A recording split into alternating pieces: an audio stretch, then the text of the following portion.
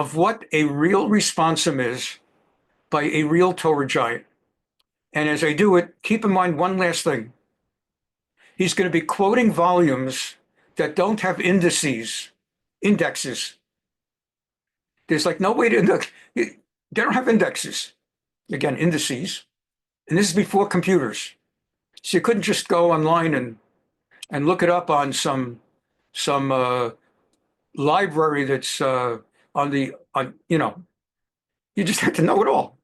You had to know that, let's see, the Ritva says this, and this says that, and this rabbi says this, and I don't know exactly. Well, it's on that Gemara we were learning in, I think it's in Sanhedrin.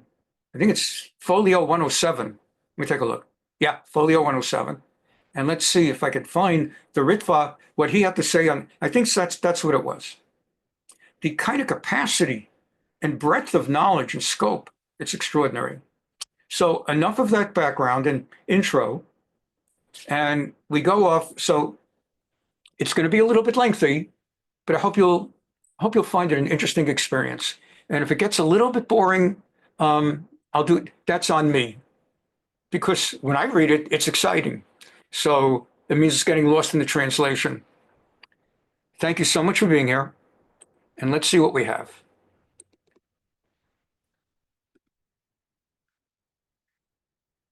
This is from Y'chaveh Da'at.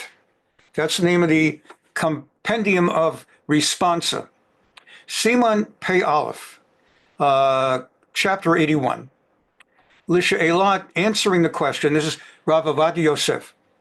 Answering the question, the she'elah. Itonaim dati'im, Orthodox Jewish reporters. Ha'im mutar la'itonaim Yisrael. Is it permitted for journalists from Israel, linsoa lemitzrayim, to travel to Egypt, kedela amod mikarov, in order to be on the scene close up, ulidaveach al hamasa umatan, so that we can report on the negotiations, lishalom, on the peace talks, b'diyunei v'idat kahir, the Cairo conference, negotiating a possible peace between Israel and Egypt. Teshuvah, the answer. HaRambam, we know him, starts by citing the Rambam. Beperek Chet Mihilchot Malachim Halacha Zayin. Laws of Kings, chapter 8, law 7. Katav. V'zel Shana. Rambam says, and this is what he says. Mutar lishkon b'chol ha'olam chutz me'eretz Mitzrayim. You know, we've learned this already, haven't we? We've put in some time, learned some background, and so we know. We're coming in with some knowledge. The Rambam says, literally, it is permitted to reside anywhere in the world except for Egypt. Min hayad gadol ad hama'arav k'nerged eretz kush v'hamidbar, extending from the Mediterranean Sea as far west as the eye can go, beyond the eye, as far west as we know, out to Ethiopia, the desert, akol asur lityashev sham. But as far as Egypt, everywhere in Egypt is forbidden to reside. Ubishloshah makomot, and in 3 different places in the Torah, his hirah Torah shelo lashuv lemitzrayim. The Torah warned never go back to Egypt. Shneimar, as it says in one of those places, v'lo yashiva ta'am Mitzrayma, that a king of Israel must never have Jews, you should never send them to go back to Egypt. Let's say to get horses. Laman harbot sus, in order to get his hands on Egyptian horses. We even saw some pictures of those. V'Hashem amar lachem lo tosifun lashuv b'derech haza'od. And another verse, that God said, you shall not ever again go back b'derech hazeh, on that road. V'ne'emar v'eshivcha Hashem Mitzrayim ba'aniyot b'derech. And there's the verse in Kitov Tavo, late in the book of Deuteronomy, where God warns the Jews about the horrible punishments the nation will experience if we turn away, God forbid, from the Torah and the mitzvot. And among the curses, and they're very many and they're horrible, one of those curses, if God forbid we leave and we turn away, that he will send us back to Egypt. that place that he said, you'll never go back again. That's actually a curse to go back to Egypt. V'ne'emar, indeed, when Rambam moved to Egypt, it's because not that he was cursed, but the Jews were cursed with the Catholic anti-Semitism as they took over Spain. And they moved towards the Inquisition, which was still 200 years away, but they started on that road. And perhaps the Jews were being punished, I don't know. And we ended up having to go back to Egypt. And at the time that Ashur exiled the 10 tribes, they sent us around the Assyrian Empire. But at the time that Nebuchadnezzar took down the kingship, the monarchy and kingdom of Judea, the southern kingdom, most Jews were exiled into Babylonia, but many fled, fearing the worst. They fled to Egypt, and they got lost. They're gone. In Mashiach's times, we'll come back. God, we have a promise from Isaiah, that in Messianic times, the 10 tribes will come back from the lands of Assyria, and the ones who were lost during the Babylonian destruction will come back from Egypt. So, V'nemarki Asher itam et Mitzrayim hayom, lo tosifun lerotam od ad olam. And furthermore, it says that at the splitting of the Red Sea, where Moshe tells the Jews, stop panicking, it's going to be good. Wait till you see what happens at the sea. And he says, take a good look at the Egyptian army now that is on your tail about to slaughter you, because a miracle is about to happen. And the way you see the Egyptians and their army now, you will never see that again, because they all were wiped out. So first, Rav Ovadia Yosef is quoting Rambam, who's quoting the Torah, that we're not allowed to go back to Egypt. And in many verses it tells us that. Umakor divrei HaRambam Yerushalmi. And the Rambam himself took this halacha from the Jerusalem Talmud. And in a prior class recently, I helped explain the difference between the Jerusalem Talmud and the Babylonian Talmud. And we learned some of that. Reish Parakeh de Sukkah, B'Machilta. And it was taught. Rambam came up with his teaching in his code, but he didn't make it up. He codified what was out there. And this, Rav Ovadia Yosef says, he took from the sources that are cited in these parentheticals. Rabbi Shimon bar Yochai Omer, Rabbi Shimon, the son of Yochai, he's actually very famous for many reasons, taught Bishlosha Makomot, Husharu Yisrael, Shelo Lashuv Mitzrayim. And he's basically quoting the same, so I won't quite again. That originally it was Rabbi Shimon bar Yochai said that the Torah tells us in 3 places we're not ever going to go back to Egypt again. So Rav Yosef is saying that's where Rambam got it. Lo tosifan, etc., etc. Shalosh pa'amim chazru uv'shloshtam naflu. And Rav Yosef is further quoting Rabbi Shimon ben Yochai, where Rabbi Shimon ben Yochai is saying in these parentheticals, in these sources, the Torah warned us in 3 places never to go back to Egypt. And on 3 occasions, Jews nevertheless went back to Egypt. Uv'shloshtam naflu. And all 3 times they suffered disaster and they fell. Ha'achat b'mei Sancheriv. First time was in the biblical period under King Chizkiyahu, Hezekiah. That era, the Assyrians, it's actually pronounced Assyria, but I emphasize the short A. I've explained that already in previous class. The Assyrians were led by the general Sancheriv, and he undertook to destroy the southern kingdom and wipe us out. That's an extraordinary story for some future occasion. But Shinemar, Heve Hayor de Mitzrayim Alazara. And during that era, Jews went to Egypt and it didn't work out for them. Hashniya b'mei Yochanan ben Karach, Hashlishit bimei torchinos. And he's reminding us. And especially, we all learned this also in previous classes. The Hamaseh shel torchinos muva b'Gemara sukkah nun aleph amud bet. And b'Gemara Bavli sukkah nun aleph amud bet. I taught you this. Rav Ovadia Yosef, quoting Rab Shimon ben Yochai, reminding us the 3 times that it was a disaster when Jews went back to Egypt, of which one, he continues quoting, was at the time of Yehudei Alexandria, Sham Mitzrayim, the time that the Jews reestablished themselves in Alexandria, in Egypt. Shehayu sham ba'osher v'gadola. They lived in great wealth and great numbers. Nehergu kulam. And in the end, they all were massacred. Al Yedei Turkinus, Russia, by the evil King Turkinus. B'hisbirah Gemara, and the Talmud explains in that place, why in the world was that holy, righteous, Torah observant Jewish community punished so horribly that they were wiped out?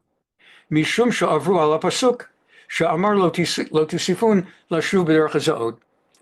They were punished because they mass violated the Torah commandment, you must never again go back to Egypt. V'lich ora yipalei efo. And now Rabbi Ovadia Yosef continues with his voice now, having quoted whom he quoted. He says, and as we further study this idea that it is forbidden to go back to Egypt, yipalei efo, it's a wonder, it's remarkable. Al kama migdolei Yisrael v'Rambam, that so many Torah giants over the centuries, even Rambam, ukehilot kedoshot midorei dorot, and some of the holiest Jewish communities in all of Jewish history, going back generations upon generations, shehityashvu b'Mitzrayim, who nevertheless ended up setting themselves up in Egypt. How do we explain this? V'omnam b'kafta v'ferach, and so Rav Ovadia Yosef says, now it's true there's one particular rabbinical source known as Kaftor v'ferach. That's most of the great books of responsa either are known by the name of the rabbi who wrote the book, or sometimes the rabbi gives his compendium a name, and it's usually a pun on something to do with an expression in the Torah, that maybe it has something to do with the rabbi's name. So he might name his compendium based on his name. If his name is Aryeh, that's a Hebrew name, Aryeh, but it also means lion. He might call his compendium Sha'agat Aryeh, the roar of a lion. And everybody would know that's that rabbi. Kaftor v'ferach actually is the terminology used for the cups of the menorah that was in the Beit HaMikdash, the little cups with the little flowers engraved. So anyway, in the Responsum Kaftor v'ferach, it says, Shemati b'Mitzrayim mipi HaRav Rabbi Shmuel mibnei banav shel HaRambam. I have heard from the descendants of Rambam, she'heid she'HaRambam haya hotem shmo be'igrotav shenishlechu l'kriyot chutzot. I've heard that there were volumes that he wrote letters from Egypt and he signed his name, and hakotev ha'over b'chol yom shlosha lavin shel isur ladur b'Mitzrayim. I understand that Rambam wrote other letters where he wrote that you're not allowed to live in Egypt. He cites the 3 reasons. V'hadavarim timohim miod. And Kaftor v'ferach responded, says, I don't know, lo yu'uman ki isufar ki chalila sh'Rabbeinu HaRambam ya'avor al isurei Torah. I don't know. It's like, I can't imagine that Rambam deliberately violated Torah laws, Torah prohibitions just randomly without caring about it. V'afim nomar Rambam haya anus l'shaer b'Mitzrayim. And if we're going to say that Rambam had no choice, but was coerced by circumstances to be in Egypt, I didn't teach you this. Rambam, so what did he do? Like, what did Rambam do? He studied Torah night and day. He was a rabbinic genius, beyond a genius, for goodness sakes. He's maybe the greatest mind in all time, not only Jewish. Remember Rabbi Dardik of my freshman year of high school, Zichrono Livracha. One of our, we were learning something, and one of the students raised his hand and said, so exactly, he's a 14-year-old in yeshiva high school, and it wasn't the disrespectful questions. And he said, Rabbi, exactly how smart was the Rambam? And like when you've been learning as long as I have, you wouldn't ask that question. But he's a 14-year-old kid, first time he's heard of Rambam. I remember Rabbi Dardik, Zichrono Livracha, going on a tear. How smart was the Rambam? And I remember he's saying, have you ever heard of Albert Einstein? The kid said, yeah, I've heard of Einstein. Well, let me tell you, Einstein was an intellectual pygmy compared to the Rambam. That's what I remember about the Rambam with Rabbi Dardik. He was a great genius. He was a Torah scholar, everything. But what I haven't really gone into with you is that on top of all of that, he was maybe the greatest physician in history up to that time. Of all the medical doctors up to his life, by now there are greater inventions or discoveries, but up to his time, he was the greatest doctor, greatest medical scholar, pretty much of all time, up to then. Yeah, there was Hippocrates with his oath, and he probably knew some other stuff, but the Rambam, like he wrote, he had diagrams that he published of all the different parts inside the body. Like I'm going blank on, the entire insides. He did heart surgery. He was so great that against his will, he was conscripted by Aladdin, the great, the major Arab Muslim dictator, emperor, whatever you want to call him, Aladdin. He was conscripted against his will to be Aladdin's personal medical doctor. There's so many stories about that. He was hated because everybody else in the court was an Arab Muslim. And there was this one Jew who outranked all of them. And there were all these different plots to kill him or to convince the king that Rambam was plotting his death. And just so much about it. So what we're learning here with the Kaftor V'Ferach is he's saying, we know as a matter of clear history that Rambam had been forcibly conscripted into living side by side with Aladdin, wherever Aladdin was, as his personal doctor. So you have that. Maybe that's why he was in Egypt, if Aladdin was there at that time, because Aladdin got around. So put that there. Bioto rofe hamelach v'asorim. Okay, I'll call upon him, whatever. Lo yitachen shechtov b'mo yadav shehu over al isurei Torah. He says, whatever the reason is that Rambam ended up in Egypt, I can't believe that whenever he wrote letters, he signed them, I, Rambam, who lives in Egypt in violation of 3 Torah laws. I just can't believe that. What we were saying a few minutes ago is that some people said he signed letters that way, knowing he didn't belong in Egypt. And Kaftor V'Ferach said, I don't believe that. And nobody's ever seen such letters, just a rumor. Uba emet, shekama achronim sirvu lamin sipur zeh. And frankly, a whole bunch of rabbinical authorities have rejected that rumor, al HaRambam. Ure'eh b'Sefer Y'chaveh Da'at, shekatav, again,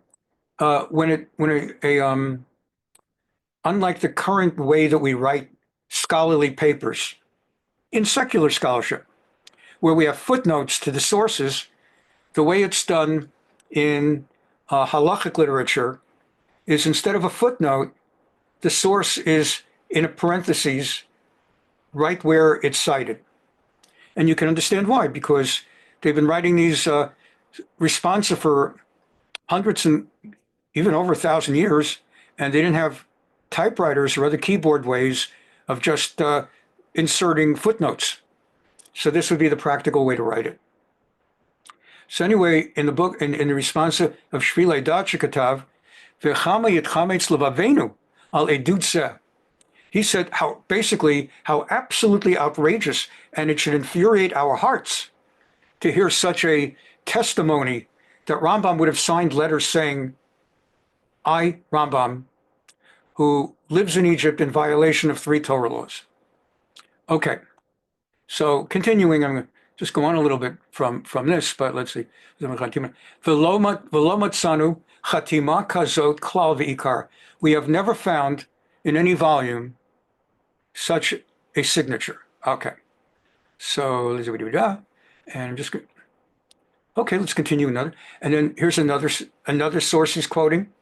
And keep in mind, Rav Ovadia Yosef, he's not like looking at someone else's scholarly research and borrowing some of their research, albeit properly, because he's citing properly. So it's not like he's not properly citing, but he's not citing someone else. He's going through all the books. He's got a library like unbelievable. And if it's not in his library, it's in his head. And he just remembers everything. It's just unbelievable when you read a psak or a teshuvah, a responsum, by someone of this level, or of Moshe Feinstein, or all of them. You're just overwhelmed. How does he know this stuff? How does he even know where to find it? How does he know who? Umiya, and it's not like he's going to spend 1 year finding it like a term paper, or like you're writing a law review article, and you devote 3 months to putting something together to get it published. He's putting out another one of these every day. He's no longer alive, but Umiya amin ki ish kadosh karabenu, HaRambam, who possibly could believe that someone as holy as the Rambam, hamaforsam v'yadua, of whom so famous and known shebachol ma shekatav b'chiburav hu na'eh posek v'na'eh mekayem. I mean, we know so much. How could it be that he would be saying ve'ech yitachen shechtov ha'over shlosh lavim b'chol yom? How could it be possible that he would be signing his name on a document, I, Rambam, who knowingly am violating 3 Torah bans every day of my life, and so on and so forth? Okay, so let's see, he's quoting others. You get the idea. Therefore, ve'ein laha'amin l'divrei ha'omrim shehayachotem be'igrotav ha'over b'shlosh lavin dohavadai bedutahi. So bottom line, let's first of all set that aside before we get into the fuller answer on those journalists who want to know whether they can cover the peace talks.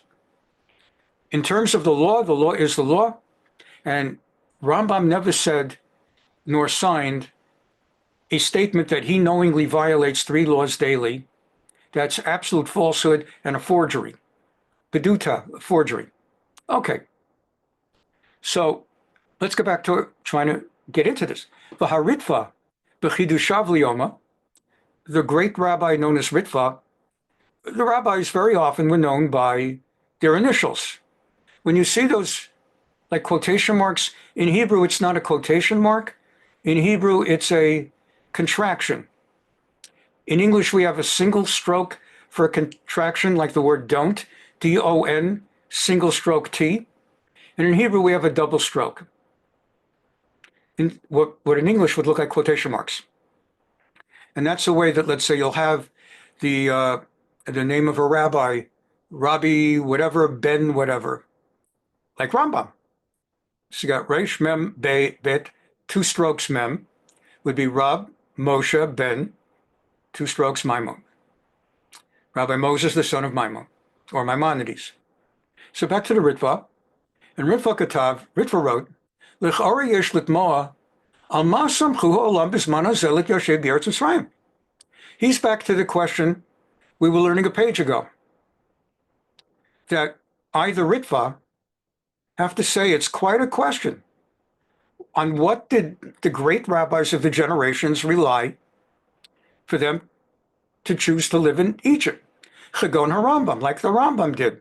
V'chama gedolim acherim, and like so many others, v'yesh omrim. And okay, so here's one opinion.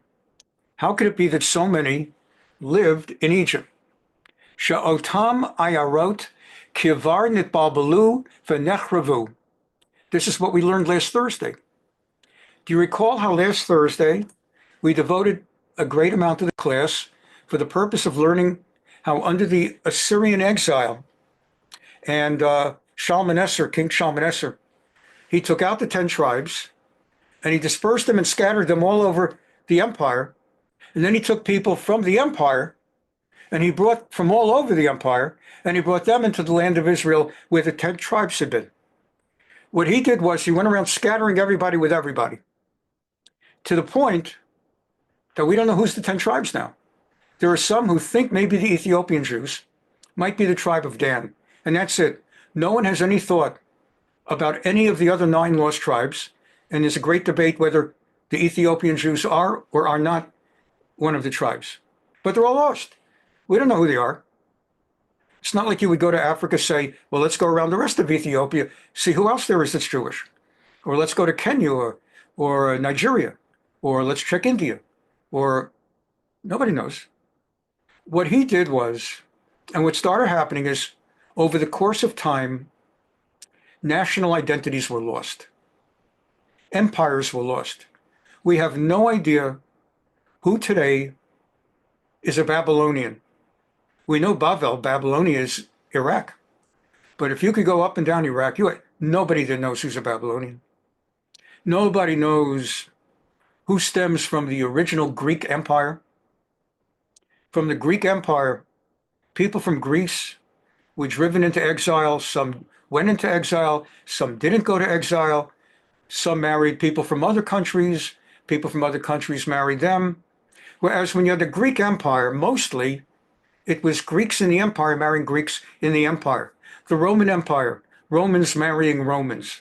Sure, their emperors would marry beautiful women from other empires, and they would have marriages of convenience where an emperor would marry the daughter of a king or emperor nearby, so they would have an alliance and not go to war because of that common, because they're mechutanim, because they're common.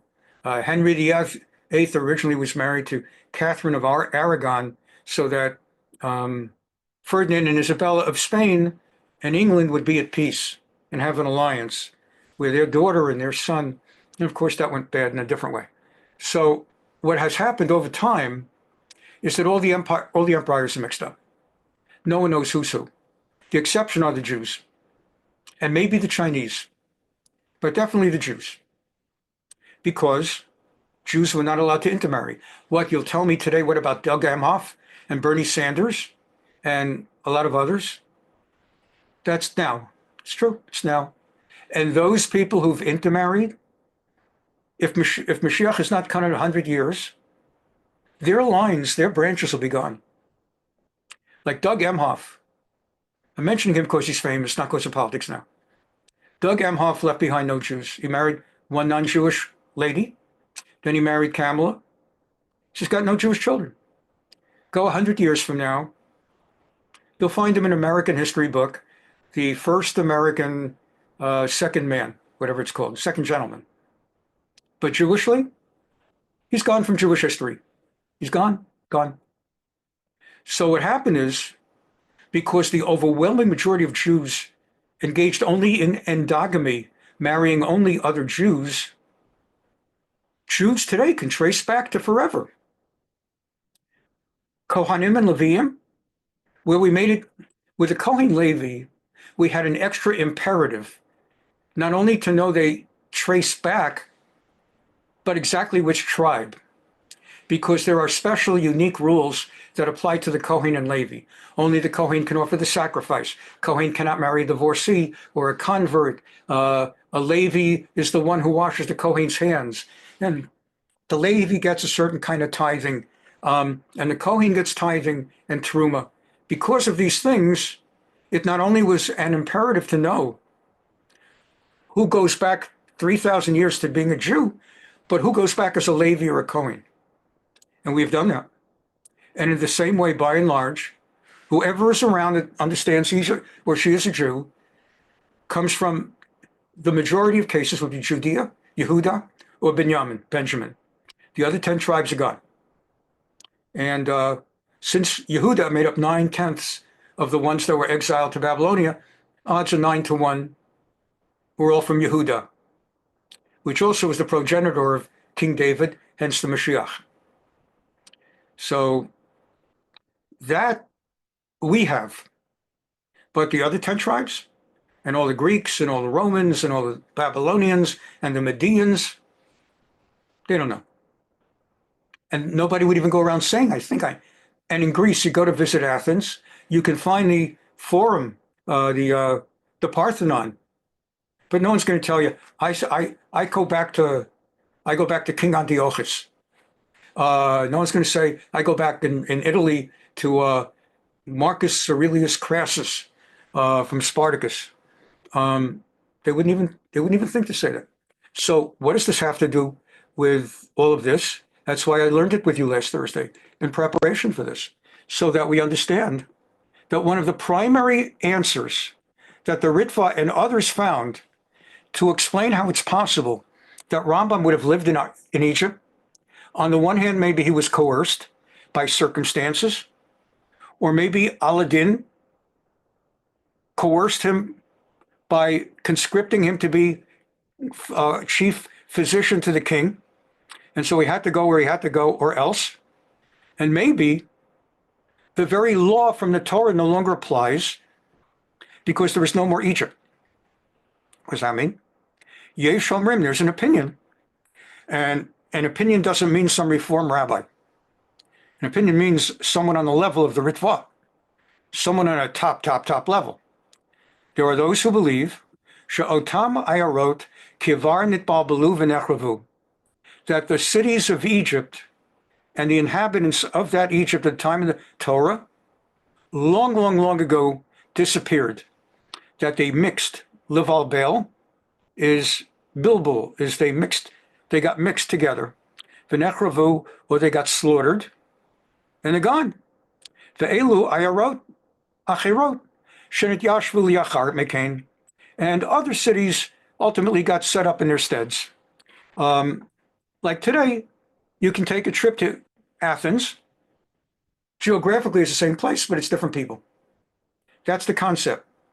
As I was mentioning last week about the Ethiopian Jews, the one part that I want to refresh your memory on that one, they were shocked when they found that there was a black cult subunit of population in Ethiopia who spoke Hebrew, prayed in Hebrew, with what basically is the standard Orthodox prayer book, the Siddur, and they observed Shabbat, and starting Friday evening and until Saturday night, and kashrut, and they observed all this stuff, but they didn't observe Hanukkah.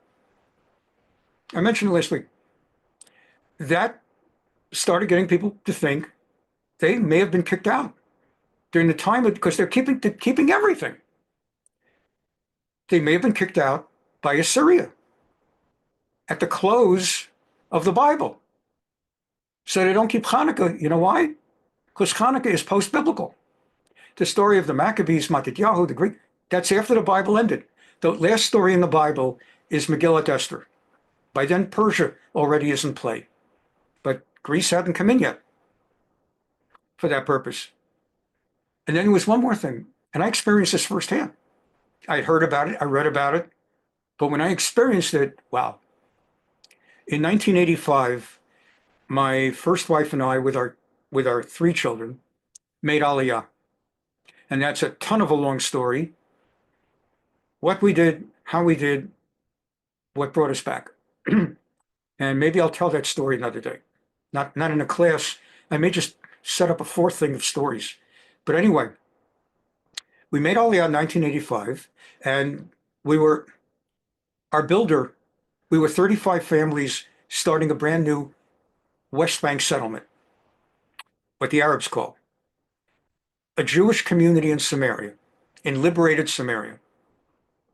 Karnei Shomron, now there's thousands and thousands of Jews. We were the first 35. So the builder, who was building the 35 houses, went bankrupt with everyone's life savings. We were young kids. We were 33 years old, 34. We put up all the money we could dig up, took out loans, and he went bankrupt. And I got to go short now on that part because once I get started in that story. So anyway, with the house not ready and up, and everybody trying to figure out what's going to happen, what ended up happening is the 35 of us got another builder, and it's a long story we won't go into, but it took 2 more years. So we were in Israel ready to move into our houses. The houses are not built, and we're going to have to wait 2 years. So the Israeli government put us up in absorption centers, Merkaz Klita, which exists primarily for when there's a big population of new immigrants, and they don't have a place to go, but they can't wait. Let's say the Soviet Union decides, we're going to let you all out over the next year or 2. So you better get out now before we change our minds. So when the Soviets in the 70s opened the gates, everybody got out who was going to get out. Nobody said, where am I going to go? You either just get the hell out of there. And you'll figure that out next. Israel will do what they can do, and maybe have relatives, and just get out. And that's happened with a lot of places. The Arabs in the 1950s, they basically said, get the hell out, all of you, all Jews out. And if you're not out by X amount of time, you're dead. So nobody stopped everybody went to Israel.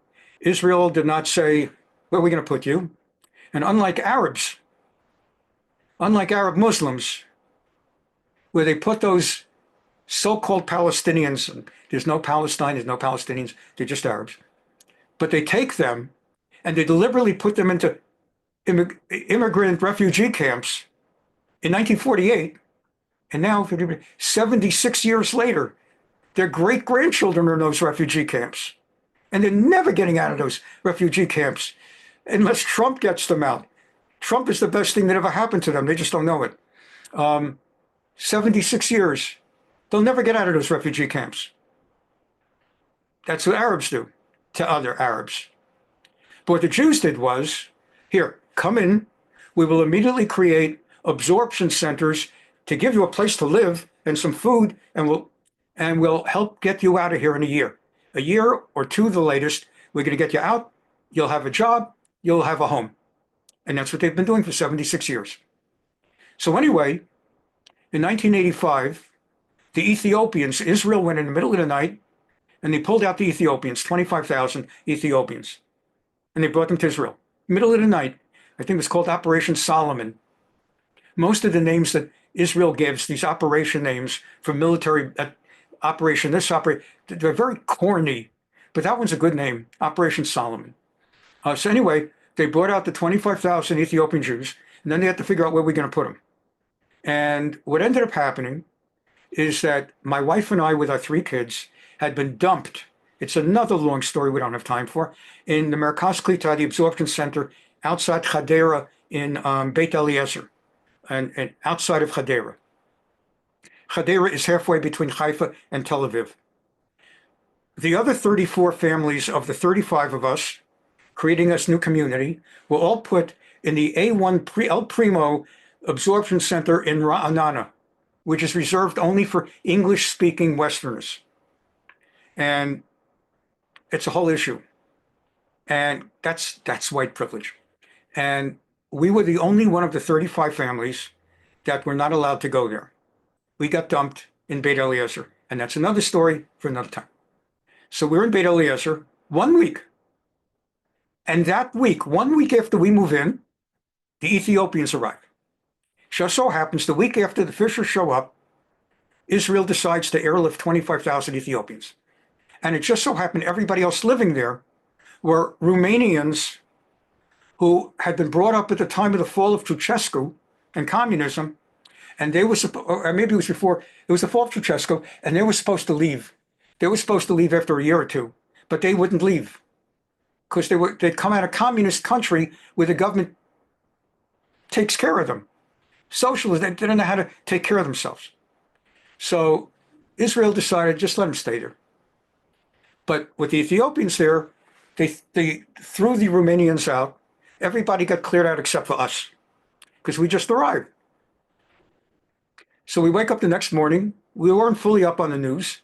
And all we know was yesterday, to put it simply, my oldest daughter, who at the time was 4 years old, there was an on-site kindergarten and nursery for the children. And then also they had a bus that took the kids to the local public school for elementary classes. But our kids were kindergarten age. All I can tell you is this. I had been a rabbi in Jersey City, New Jersey, which is not a good city. It was the first shul I ever had in my professional career as a rabbi. We made Aliyah, and now we're in Beit Eliezer Absorption Center. And my girls wake up the next morning, they go to nursery school, they come home for lunch. And as they come in, my daughter says to me, very excited, my 4-year-old says, Abba, Abba, everybody from Jersey City is moving to Israel. So anyway, we got to meet the Ethiopians. And I saw something. I already had heard that thing about the Ethiopians being perhaps the 10th tribe, the lost tribe of Dan. And that they maintained all Jewish halacha, law, up to the close of the Tanakh, the Bible. But they don't do Hanukkah because they never heard of it. And the real thing was in April. In April, they started slaughtering sheep in the Merkaz. They started slaughtering sheep because in the Bible, you slaughter a Paschal lamb. Everybody's supposed to have a lamb. They don't know from the Seder. That's Gemara. That's after the close of the Bible. During biblical times, there was no Seder. What they did was they slaughtered a lamb. Everybody would get together and recite certain recitals and eat the lamb, the Korban Pesach. So they brought lambs. They were slaughtering lambs. It was like a whole scene. Of course, they had just arrived like 2 months earlier. Nobody was ready for that. So the people running the Merkaz Klita, they weren't going to let 600 lambs get slaughtered in the main courtyard. And yet the lambs run, the lambs are running away and everybody's running around with knives. And it was quite a scene. So one word more than that. In Hebrew, in Israel, in a Merkaz Klita, what do? You wash.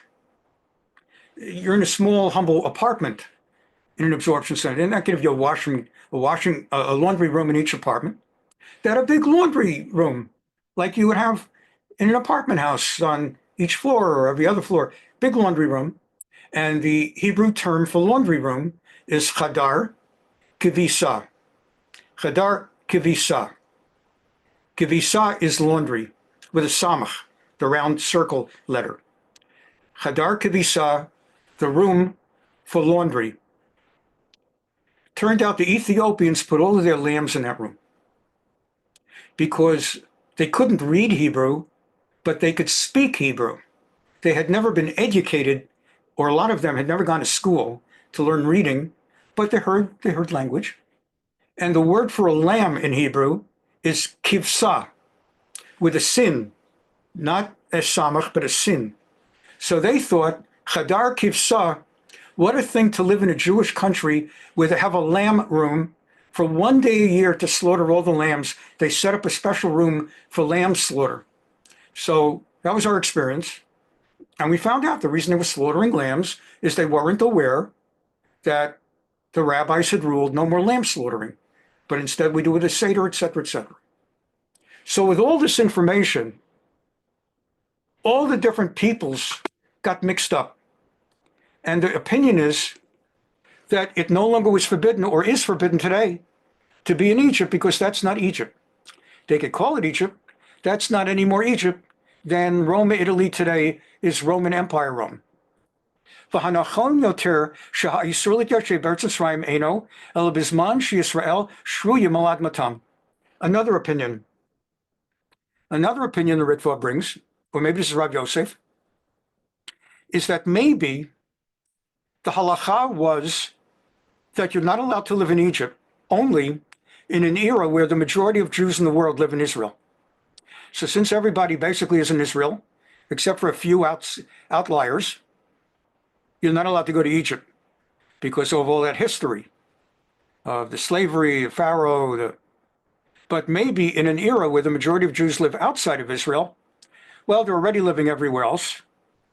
Aval bisman hazeh, so Ritva and Rav Ovadia Yosef are saying, nowadays, zman hazeh, this time, shenigzar aleinu lehiyot nidachim b'kol kitzvei tevel, when it has been decreed upon us, aleinu, on us, lehiyot, to be, nidachim b'kol kitzvei tevel, stuck in all the corners of the earth, kol chutz la'aretz shaveh, well, in such a context, all exilic lands, all exilic countries are the same.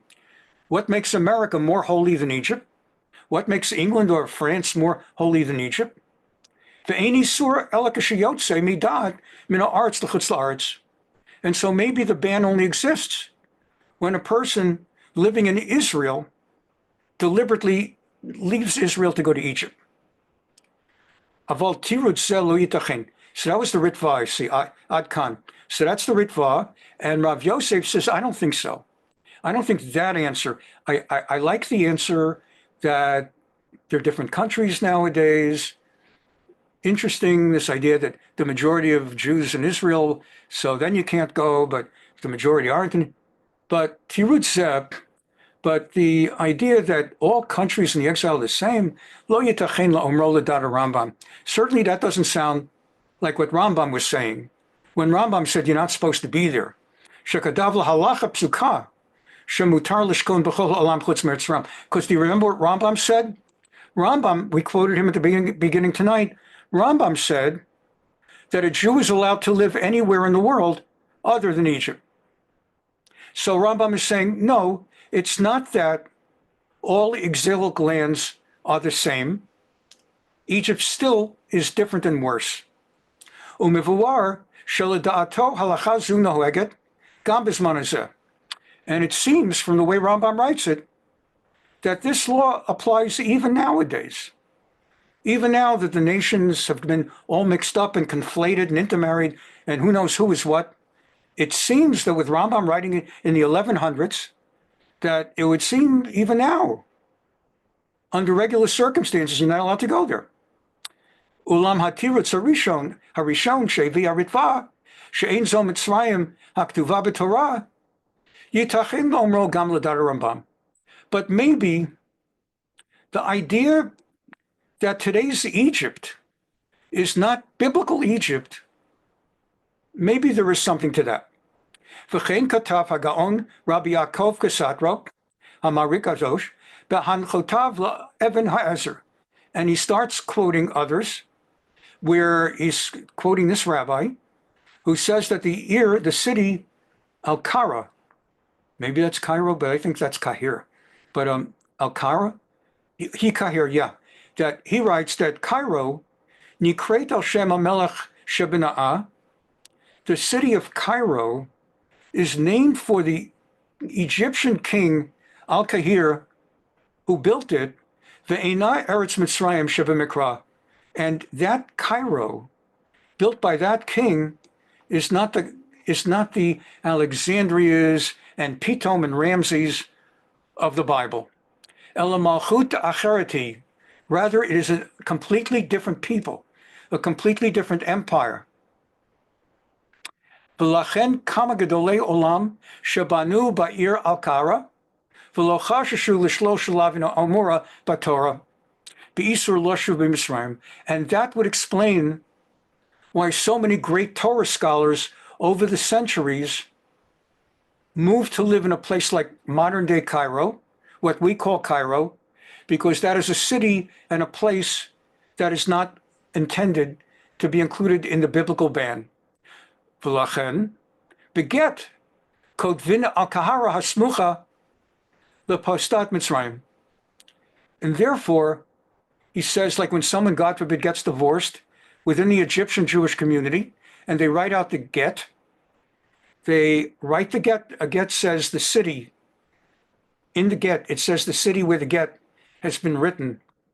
And even though the location in biblical times was Tzoan Mitzrayim, a city that the Bible refers to as Tzoan, even though the territory on which that get is being written is Tzoan, when the get is written nowadays, when God forbid there's a divorce, they write that it is being written in Al-Kara, because the city where they are is not biblical Tzoan. Shekain Tirgame Rav Sa'ad Lifnei Tzoan Mitzrayim. And this is something that has become it's become part of Jewish law, L-A-W, not just L-O-R-E, that Al-Kara is no longer deemed nothing to do with the same location that it geographically is. So I took you through this. I want to stay, we're already at 7:40, so I want to wrap up for today. I will sort of highlight for myself the remaining text that I'll do, because it could go on long. It's 2 more pages, 3.5 pages. We will finish it tomorrow, but I do want to give you the summary. We'll finish it on Thursday, next Thursday, Mirz Hashem. But I want to close now with a bottom line summary that Rav Ovadia Yosef comes to. But notice again, he's written these 2 pages. He's written these 2 pages. He's written 5 pages, handwritten, later published in text type form, but originally handwritten, and citing from all over the place to appreciate the genius and encyclopedic memory. Anyway, the Sikum, even though I'll go back, I'll give you the summary here. In summary, after 5 pages of quoting everybody imaginable for the last 2,000 years, and explaining some and rejecting others, we're showing how they themselves explain and reject. Bottom line, mutar le'itonaim Yisrael and soa le'Mitzrayim. It is permitted for Israeli journalists to go to, it is permitted under Jewish Torah law for Israeli journalists to go to Egypt, l'daveach al hamasal matan l'shalom im shcheinainu, to report on the peace talks with our neighbor, v'yehi ratzon shenishma v'nitbaser b'sorot tovot, and may it be God's will that we will hear and be blessed with only the best news, Yeshuot v'nechamot, salvation and consolation, may arba kanfot haaretz, from the 4 corners of the earth. Hashem oz li'amo yitain, Hashem yivarech et amo b'shalom. God will grant strength to his nation, and God will bless his nation with peace. And that's kind of a variation on how we would sign every responsum. And same with Moshe Feinstein, that you don't just get a yes or a no, but you get an answer that really is just a spiritual experience. So that's it for tonight. And God willing, next week we'll do the remaining, the rest of the teshuvah. I'll pick out in advance, so I'm sure we'll be able to get the rest of it in. And then the following week we'll do the honeypot, that I think you'll find very interesting too. And then we'll see what's going on. We'll have a little bit more ethics and values in Jewish law on the issue of war. And let's see what happens Saturday in terms of the Trump threat and everything like that. God willing, see you on Sunday, and have a wonderful Shabbat. Shabbat Shalom. This is Rabbi Fisher of Young Israel of Orange County. If you're seeing us on YouTube, please give us a like. Please join our channel, subscribe, and send the link to other people. Bye-bye.